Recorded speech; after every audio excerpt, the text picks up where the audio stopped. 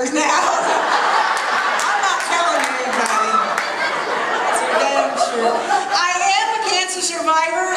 October marks 1 year since I finished my last radiation treatment.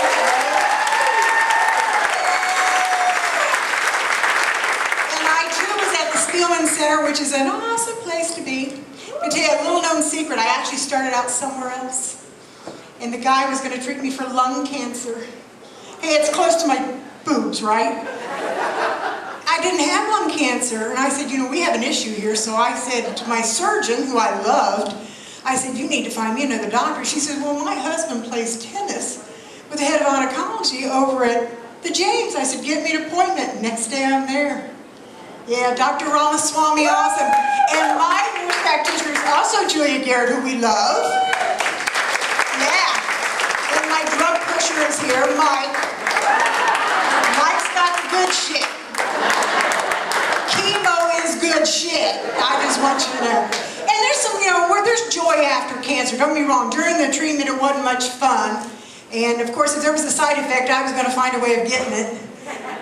Nothing simple about me, but afterwards it's okay. And you know, I'm going to tell you some secrets now about cancer. They're going to tell you if you get cancer, you're going to have chemo and you'll probably lose your hair. But the bright side is it's going to come back in thicker and curly and a different color. I call bullshit.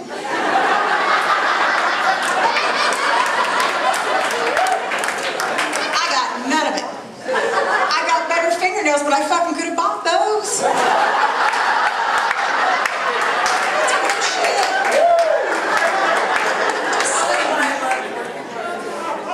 Just saying. And I gotta tell you, bald-headed, I look like Butterbean the boxer. And if you don't know who Butterbean is, I dare you to Google him tonight and then say, you know, I can see that. I can see that. White women don't look good bald, old white women. Old fat white women don't, because we're kind of like transparent. And those black ladies would come in there and they look so fucking cool. They had the earrings and all the makeup, they look good, you know, and I still look like Butterbean the boxer.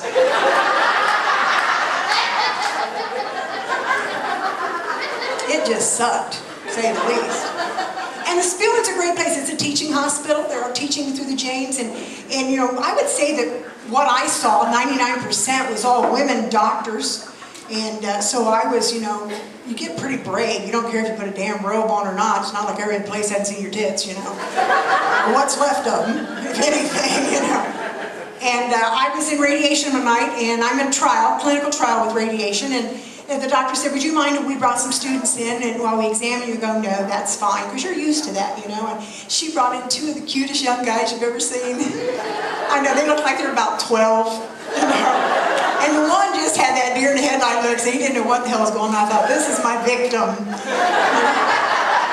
So I said, Dr. White, may I speak to this young man before we start? She said, yes, that's fine. And I said, sweetie, come here. And I whispered in his ear, I said, you know, once you look at these, you'll never be right for other women.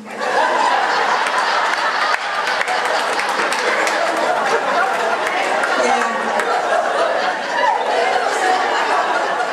Little shit's studying to be a dentist now. Everybody's a critic, right? That's the way I look at it. I take a medicine now that I get to take for the next 5 years, and I'm one of the lucky ones that's sitting in my joints, which is, for starting, my thumbs, and I kind of got over that, it's in my wrist, but now the latest one, it's in this finger. In the middle of the night, I'll wake up like this, you know, and that looks like a damn gang sign. And that's okay if I'm in Morrow County, because, you know, but when I'm in Columbus, I need to be sure what gang I'm throwing a sign to. The young kids tell me it's the shocker. I don't know. And I'm not saying that, you know, I'm against gangs or anything. I mean, hell, I was in a gang when I was a kid. You know, we only had one finger for a sign, but I know a lot of you are still in that gang, aren't you? Rush hour traffic. Right? I know how it is. I know how it is. I think the most exciting thing after cancer was when my boob come. My new boob came. And it came UPS. Oh, shit. And I gotta tell you, that UPS man knew what he was delivering. I had to fight him for the fucking box. it up, there was a fingerprint on it. Swear to God. Swear to God.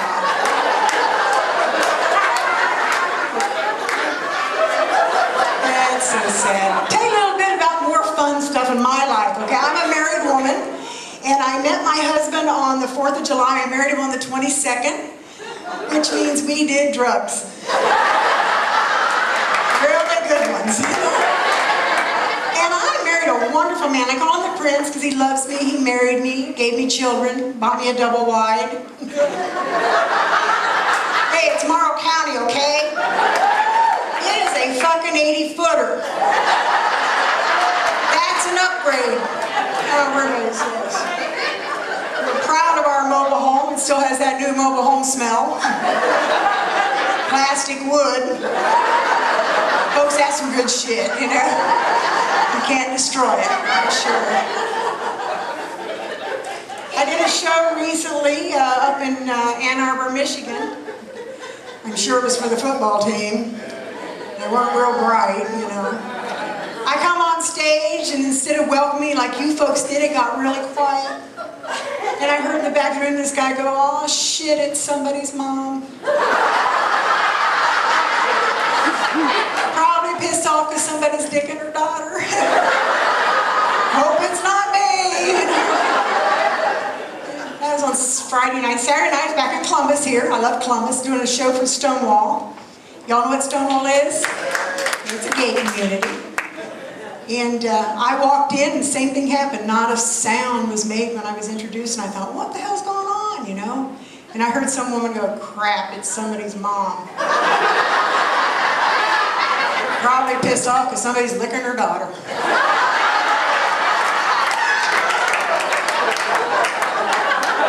Never went through my mind, I swear. And don't get me wrong, I am not homophobic. I have a lot of gay friends, so it's not an issue. And I learned that night that there's a chance in the future I could become gay. Because I'm in the entertainment business. Where do you find more gays, right? Entertainment business. I have gay friends that we've hugged and kissed, not the tongue kiss. I've never made love to a woman. I have been with some big pussies in my life, but they were guys, I swear.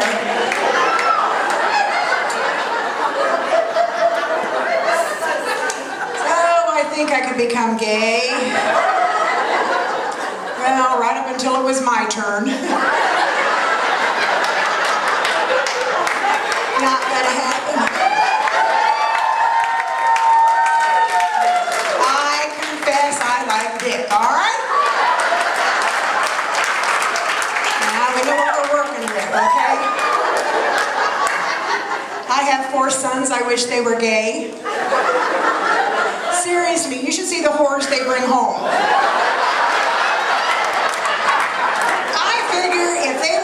I could have a relationship with a young man.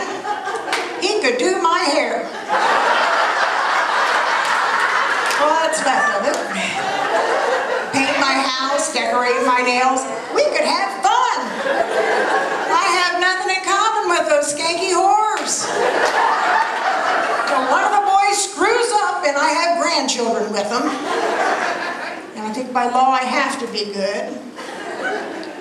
One of my boys recently started dating a local Columbus girl here. We know there are no whores in Columbus. 1 or 2 over in Whitehall, but nothing right here.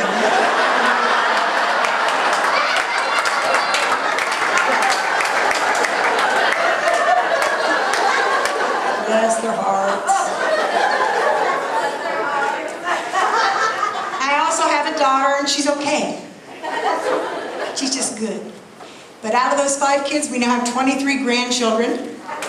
Yeah, we're breeders. One of those kids should stay at home and watch the news once in a while, I think. But at Christmas time, I do what all grandmas do. I invite the grandbabies over to bake cookies, which is a huge mistake, because we live in a mobile home. Middle of the morning, I'm looking around, and I'm short a kid. So I got to figure out who it is, first of all. It's Jeff. Jeff is 4 years old. He's an only child. He's a little headstrong and stubborn, like most only children are, right? And I can't find him, but I can't leave 22 to go find him. So I stand in the middle of the room and just scream, and finally I look down that 80-foot hallway. It's an upgrade. And I see him walking down the hall with Bob. Bob is my battery-operated boyfriend.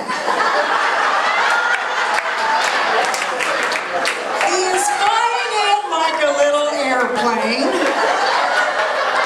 with its variable speed engine on.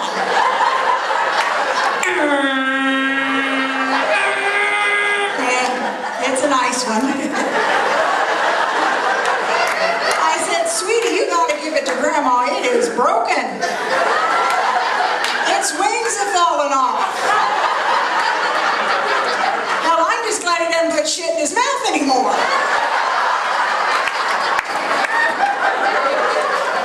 You may want to lock your doors. It's my place. I love that kid. He's so damn funny. Same day we're baking cookies, I'm changing his little cousin's diapers. Remember, he's an only child. He has no idea what a little girl baby looks like. She's 6 months old, little chubby thing, cute. I'm changing her diapers, and he's watching too intently for my liking, you know. And he just kept staring and staring. I'm thinking, you little pervert, you know. Well, I'm almost done. And he said, Grandma, is that why they're called girls? I said, what are you talking about, boy? He said, Grandma, they got butts on both sides.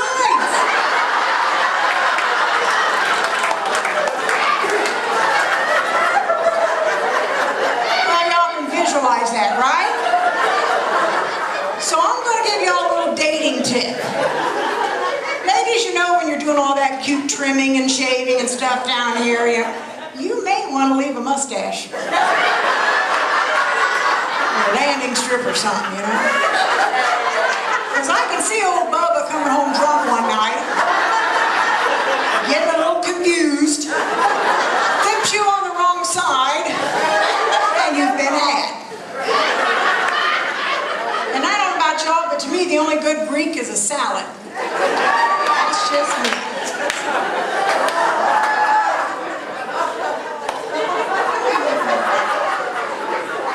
I don't know why they think I went bad. I don't understand that. Getting old sucks. It beats the hell out of the alternative. I found that out, but it does suck. Seems like every year when I have one of those really big birthdays, you know, something goes wrong. At 40, it was my eyesight. That's about right. Everybody's eyes get bad. Doctor said, Sue, if you're going to read, you need glasses. I said, fuck it, I don't need to read that bad. Not high on my agenda, for sure. 45, I had a backache all the time. He said, you're a baby boomer. Are you sleeping in a waterbed? And I thought, damn, he's good. You know? He said, well, get a firm mattress. And I thought, well, that's a fair request, so we did. But at 50, I realized the doctor started taking things from me. Things I like red meat, and sugar, and fat, and beer. Yeah, give me nuts and grain and Citrical and Metamucil. Hell, I started shitting wicker. Hey, that's okay. Me and Pier 1 are just like this now, okay? It's a little cottage industry I got going for myself. Well, I turned 66 recently, and I gotta tell you, my knees are killing me, so I've decided to give up blowjobs.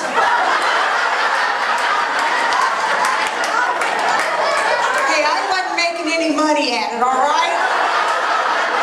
And I said this to my husband, the prince, and he says to me, well, sweetie, you'll never have to get down on your knees again. And I thought, damn, he is a prince. And then I walked in the bedroom and realized he'd just bought us a brand new stepladder. It's about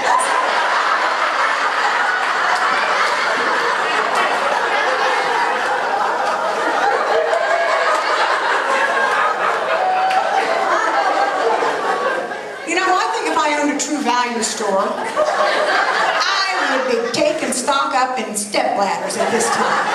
Because I know I'm not the only baby boomer with sore knees, right? Blowjobs. Is that a funny word? Blowjobs. I studied when I was in school. I know that that does not describe what's going on. There is no blowing in a blowjob. Except at the very end, you know. That's about it.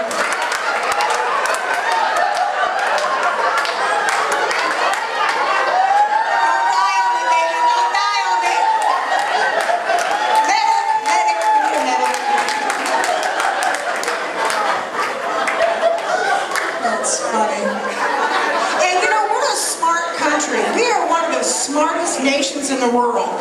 We have more colleges and universities, research development corporations than probably anybody. So why hasn't somebody figured out a way of making that shit taste like chocolate?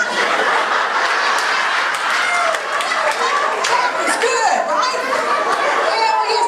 Think about it. PMS, you get head, we get chocolate. What a week.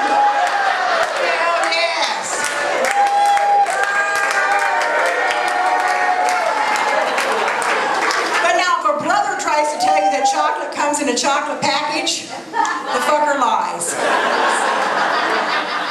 So I've heard. I don't know. Todd, are we having fun now? Yay! Wow. You guys are fun, that's for sure. Got a few more things I want to talk to you, and then we'll kind of, I don't know what time's doing, but I don't really give a shit. So, I said we'd have you home before the news. Who really wants to see the news? That's my question. Y'all know what's going to be on the news, right? Ebola. Something's happening in Ferguson. Anything else you can think of important happening? ISIS. Well, those fuckers, you know.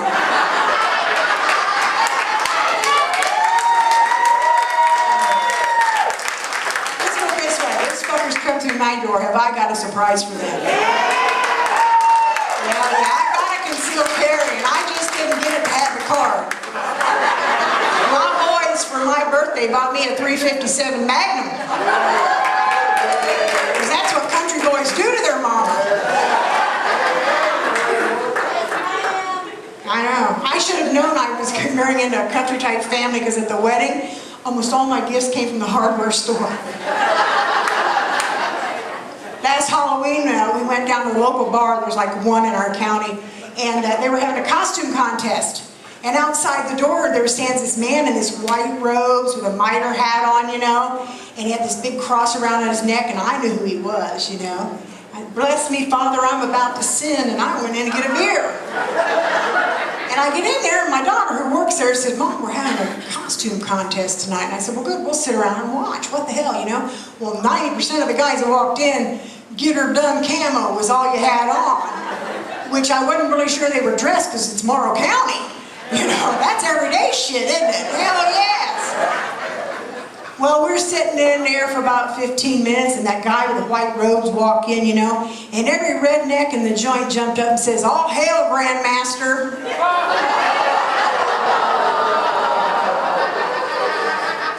I was going to explain it all, but I thought I'd have to draw pictures, and I am not the best artist in the world.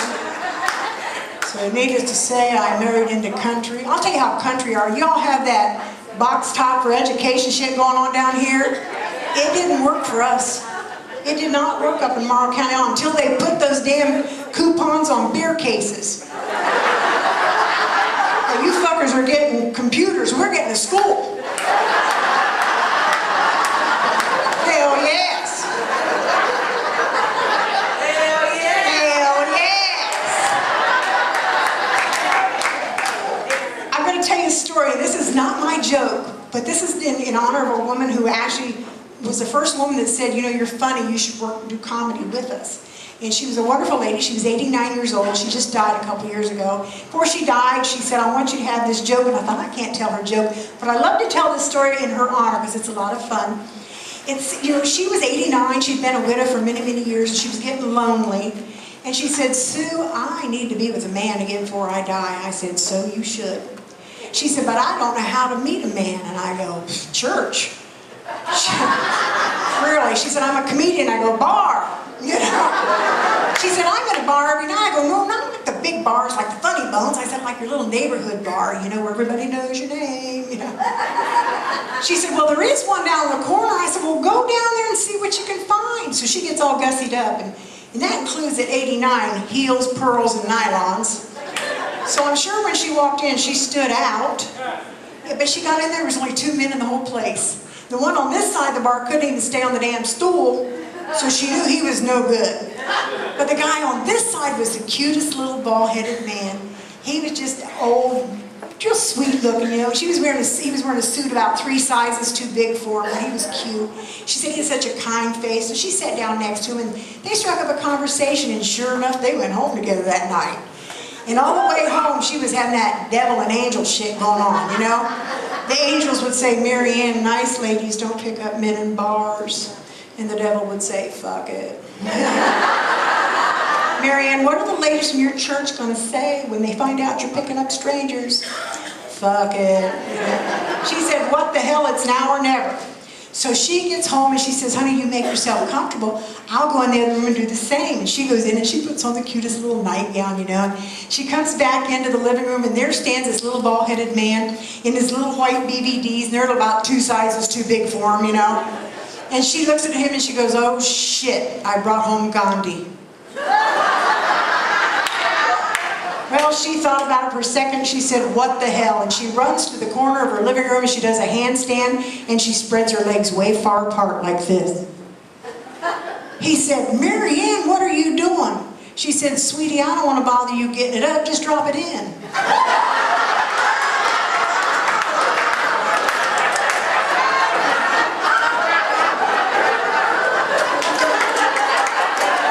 Who needs Viagra? What the hell?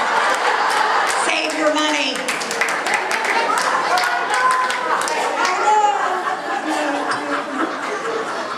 Well, we're getting close on time, so I'm going to end up with my favorite subject, which is sex. Sex is a good subject. I got to tell you, sex at our age is great. Over 50, it's wonderful. Over 60, it's phenomenal. We have sex in our house almost every night. Almost on Monday and almost on Tuesday. Damn close on Wednesday. I asked, he said no, but that was close. When we do have sex, it's like rabbits. Quickly. One of us is quick and it is not me. It's not easy throwing your legs over your head, your legs over your head when you're older, you know what I'm saying? Yeah, that's a visual for y'all to take on. Oh, don't laugh, Joe impersonator. Because tonight when you're done her, you're going to be thinking about me. I just thought I'd tell you.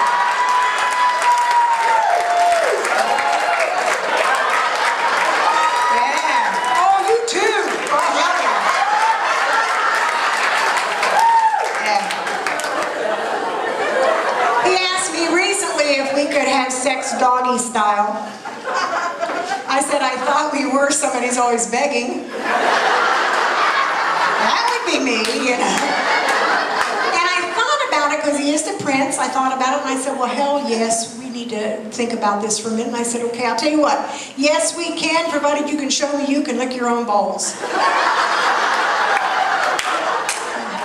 I don't know. He's thinking about having a rib removed or some shit.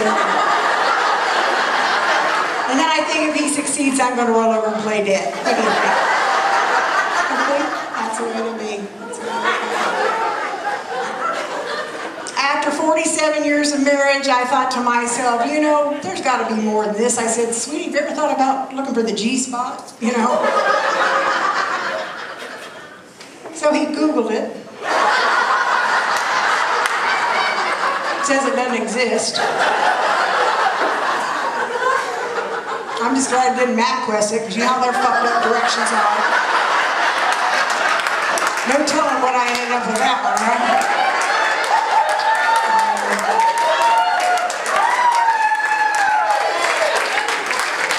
Damn, that Mary's tall, isn't she?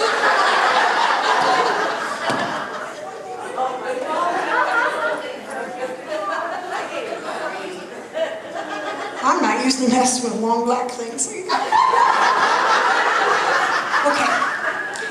Well, have I offended everybody? Well, buckle up, fuckers. This last one always does, okay? This is for Dave Struve. He fucking hates his joke and he owns the funny bone. Okay. We're right in the middle of sex. Things are going hot and heavy. Somebody's about ready to pop a nut. It is not me.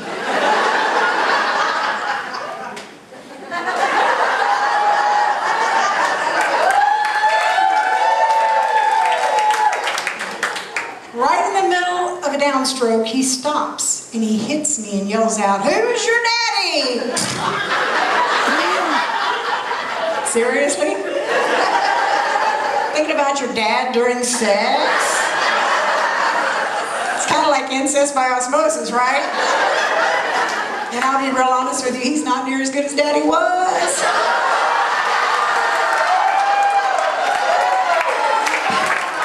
Everybody's a critic. Guys, you've been absolutely wonderful. Thank you so much.